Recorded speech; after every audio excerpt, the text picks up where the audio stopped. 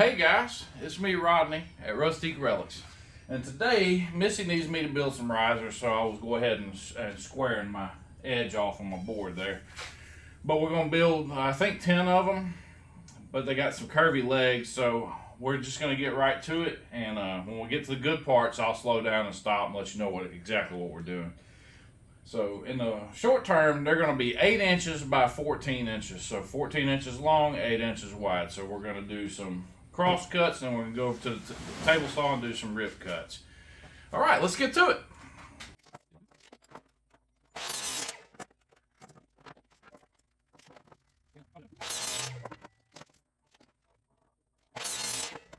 All right, so some of you may be wondering what I'm doing here. So I have a laser track on this saw, but I don't always trust it to stay square to the blade when I'm cutting because it can move. So what I do is I check my mark against the edge of the table saw, and you may think, well, why don't you just cut out 14, 28, and so on? You can't do that because the kerf of the blade. So I'm remeasure every time, so I'm getting exactly 14 inches cuts every time.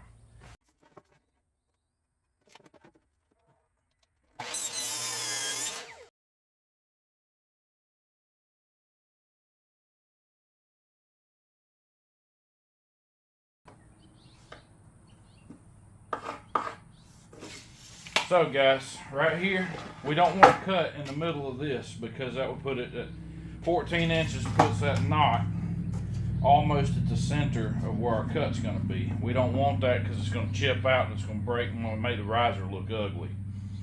So we're going to flip our board around and we're going to measure 14 inches from the other direction.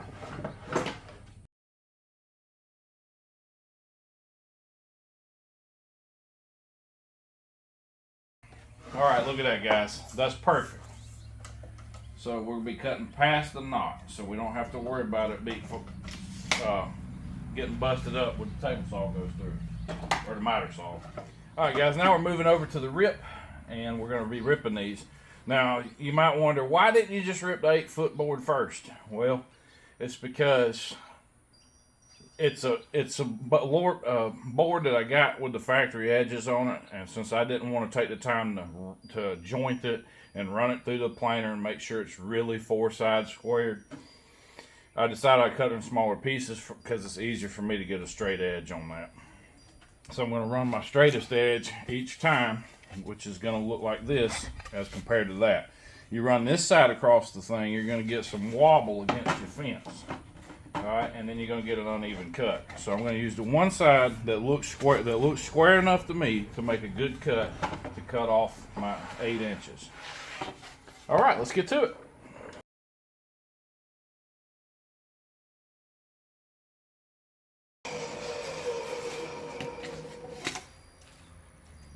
Eight inches, perfect. Okay. Another thing, I didn't wear my mask on the first time, got a little bit of sawdust in my eye, so that's aggravating. So I'm wearing my Uvex shield. I like it a little bit better than I like my little cheap 3M ones. It's a little bit more expensive, but what's $29 when it comes to keeping your eyes safe?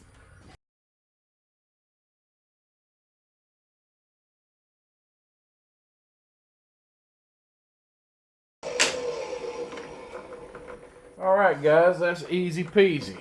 So we ripped all our boards to 8 inches. You know, we checked the first one, make sure the cut was good. It is. So now we're going to be moving on. So our risers are 8 inches, right? They're 8 inches wide. And I want our feet to go in here like this. So what we're going to do is we're going to use these offcuts that we already measured for 14 inches. So I know I need to cut these down to 8 inches.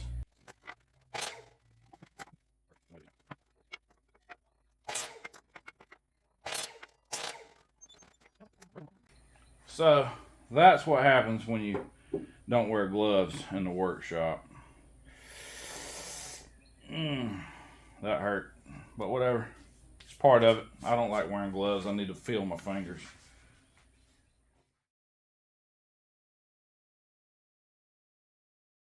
So it's important to stand to the side after you begin your cut, just in case this little piece comes ricocheting off. Okay. Don't want it to hit you because it does hurt. I've had it happen before.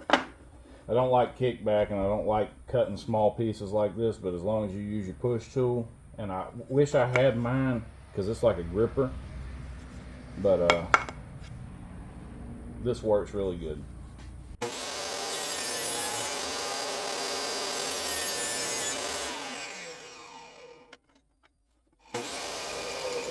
And that's it. I like to make sure the blade completely stops before I stick my hand up there to remove this piece, and I always remove it from the back side of the riving knife instead of the blade. This is the riving knife, and what a riving knife does, it keeps your wood from pinching back against the saw blade as it goes through. Alright guys, so what we're going to do here is we're going to measure a 1/2 inch up. That's where our curve is going to be at us. Actually, let's measure out 4 inches on this first. We got to find center. So we're going to find our center. Right, that's that. Then we're going to measure a 1/2 inch up near center. We're going to mark that out too. Actually, let's go 3/4 inch, because I actually went a 1 1/4 on these legs. So let's do that. 3/4 of an inch. There we go. Now, so essentially, right here is where we're going to start our bend at. We're going to mark 1 inch in on each side. So right here, this will be 1 inch, and right here, it's going to be at 7 inches. So I'm using a car Slim Jim. That's for opening cars. I just need you to hold this down right here. Now let's take it. We got to bend it up a little bit sharper. All right, hold that one edge right there. Thank you. Now let me move this edge. You can let it go. All right. Now,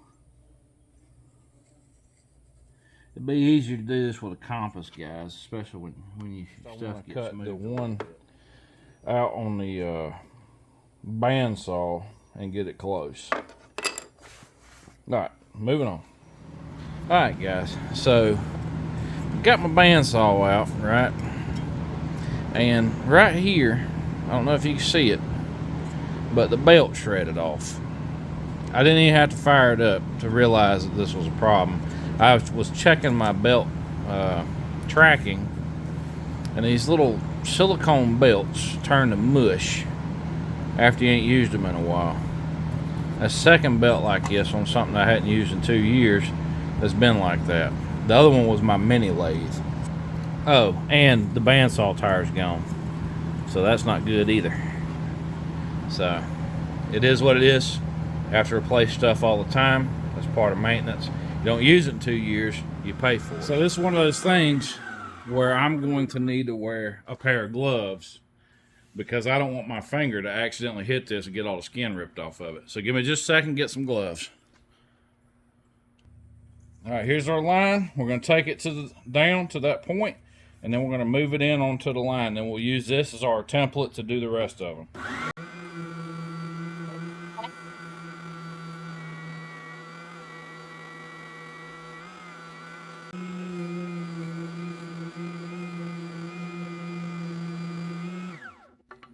Alright, if you've never used a big sander before, you see how you're getting this build up? They make a thing for cleaning this, and that's what we're fixing to do now. This is an abrasive cleaning stick. Look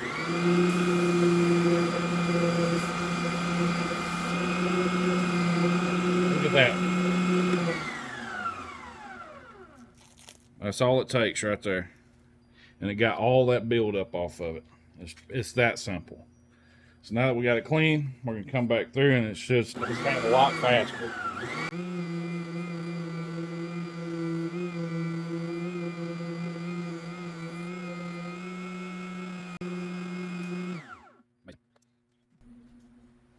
Alright guys, so that's what we end up with. It's all down. I went just right past the line, but you barely see the line where it triggers around at. So we got us a pretty good arch there. I really like it. I'm going to work right here for just a second on that.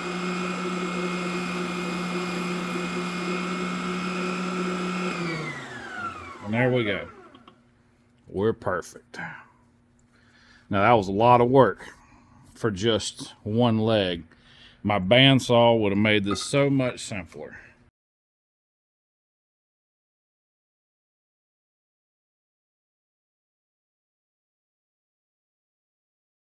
I ran into a problem that I wouldn't have run into with a more expensive tool. And now the spindle doesn't go up and down. I can clearly smell something burning up on the inside. And I've only done 2 of these and a little piece of this one. So it's not, and I'm not using much pressure, so it's not that I'm killing it with pressure, because I don't want to overdo it on accident, because this is pretty aggressive right here. So I'm just barely putting any pressure on it, letting it run and do its thing. So this tool, if it's just a belt, I'll let you guys know later on. But I think it's junk that you buy something and it comes in and it stops working. That's just my rant. It's over with. Alright guys, I got off the phone with Win customer service. They're sending out 2 new belts, because when I took it apart, that's what it turned out to be, was the belts. It's sat in storage, and like we learned a while ago on the bandsaw, belts that sit in storage rot. So I'm getting 2 brand new belts sent to me by Win, and we'll fix that at a later date. We still have to get this done. So I'm going to be using my Harbor Freight Central Machinery mini sander. This thing's been discontinued. So if you're looking for one of these, you're stuck buying their Bauer brand, which is a little bit more expensive than these used to be. And used to, you get these things for like $36 on sale. That's what I paid for mine.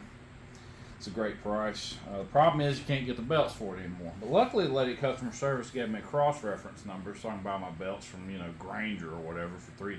So that's awesome. And while I was at that, doing that, I went ahead and ordered the belts and the tires to fix my bandsaw, and then I ordered the belts to fix my mini lathe as well. Since I was on the phone with Harbor Freight, my mini lathe came from Harbor Freight. Now my bandsaw's a Craftsman, so I just ordered my belts for them off of eBay, along with urethane tires to go back on it. So that'd be awesome. We'll get those back rolling, and I'll be using my shop vac to extract dust on this. So let's get started using it.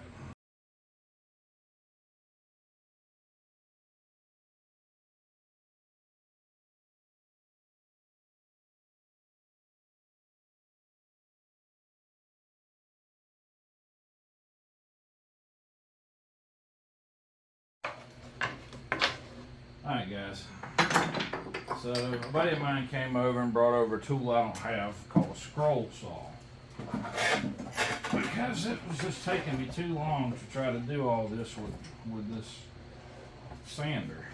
And with my other sander being plump for now, we had to make do with what we had, but I just couldn't get all of it done fast enough. So now we're here at night, because it got here about 15 minutes ago and cut all these pieces real quick. Now it's time to sand them smooth. But I'm not out there, I'm in my carport now instead of being out there with the fan blowing and everything. So now I gotta wear a mask because I don't like getting all this dust on me. Alright, let's get to it.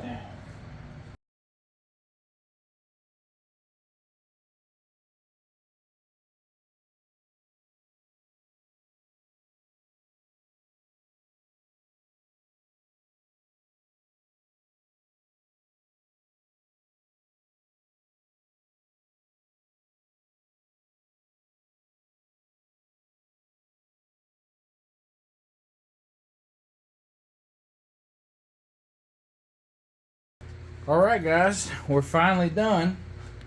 So now we can put the sander up. And I got all the legs done. Now we're going to go in the house and we're going to start gluing everything up. Luckily my friend brought over that scroll saw. You'll see it back there. And yeah, save the day on that one. All right, let's get to it. All right, guys. Now it's time for our glue up. And I'm going to be using an ink pen to mark out 1 inch from each side. And the reason why I'm using a pen is because I need to be able to see that line through glue. And then once we get done, this is getting painted, so you'll never see the ink, so it's not a big deal. Plus, we're going to prime these pieces before they go in. So here we go, 1 inch, right? I'm going to put it right here on the 1 inch mark, and I'm just going to drag my square. There we go. So then we just apply our tight bond wood glue.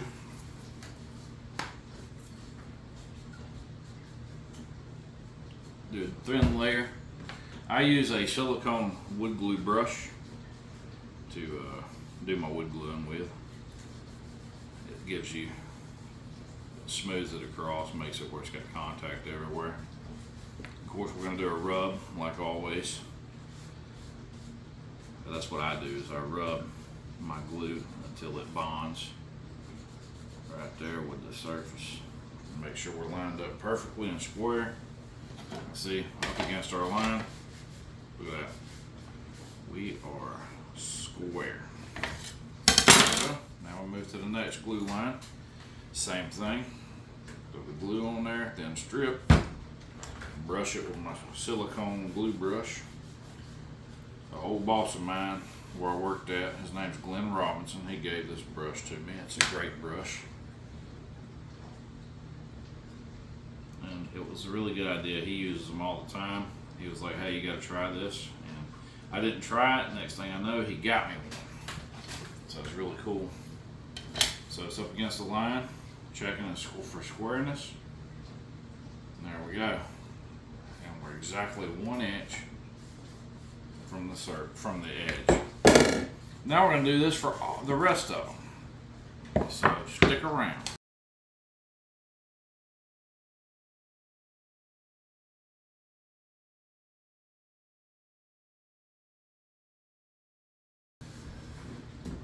Alright guys, so we got 1, 2, 3, 4, 5, 6, 7 of them. I put a blank piece on the top, and now we're going to set a 10-pound dumbbell on the top to weight it down while the glue dries. And I know it may look like they're offset, but they're all 1 inch from the edge, and we squared them up using the speed square. Alright, we're going to let them dry, and then Missy's going to paint it. See ya! Alright guys, so Rodney built me the risers. I'm super excited about it. The first thing I'm going to do is just give it a coat of the Dixie Belle Voodoo gel stain in Tobacco Road. And then after it's dry, I want to stencil it with this pretty stencil and drop cloth. So what we're going to do is just shake it. And then my stopper thing is kind of tore up, so I gotta open it up. But I have like just paper towel, and I kind of dampened it just a little bit.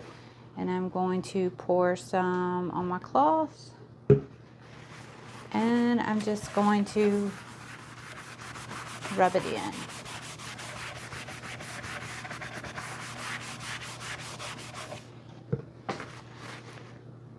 Now you can brush this in or use a foam roller or a foam brush, whatever. However you want to do it. It's just easy. I'm just wanting to get some stain on it so I can use my stencil and paint. But I still want it to have that wood look underneath. Again, no matter what stain it is, it's not going to go in glue. No. Stain doesn't go in glue. But you can paint over glue. Yeah, you can paint over glue.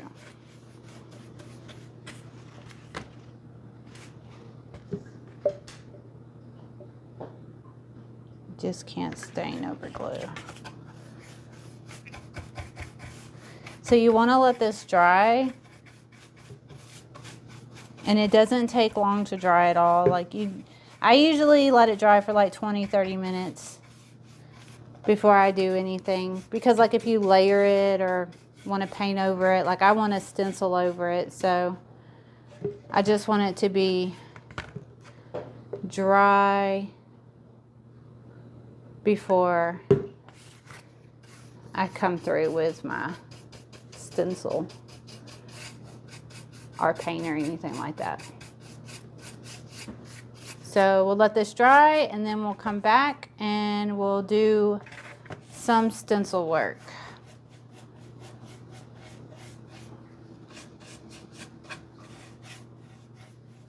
All right guys, so my stain is dry and I'm gonna stencil. So this stencil is called the Cozy Sweater. It's just a Dixie Belle stencil. So I want to line it up how I want it on my tray.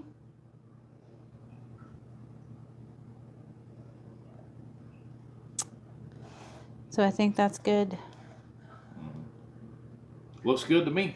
Okay, and I'm just using a foam brush and I'm just gonna put a little bit of paint on it. And then I'm just going to dab my paint into the stencil. Let's see how fast you can get it done. How fast? Yeah, because stenciling usually takes a while. Stenciling does take, it's a little bit more time consuming. If you're going to do it live, you need to be fast. Fast. Or not live, regular speed. Regular speed. Am I regular speed now or? The video is, yes. Are you going to make it regular speed? Yes. Okay, so you just want to make sure that you don't move your stencil and you don't overload your brush with too much paint because you want to try to prevent any bleed through. So hopefully we are accomplishing that, but you kind of don't know until you pull it off. There's the reveal.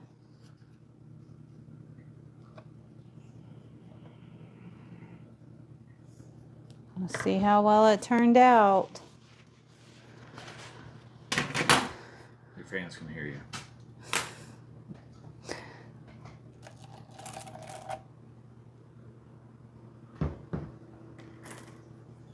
That's why you don't use foam brush. There's my stencil.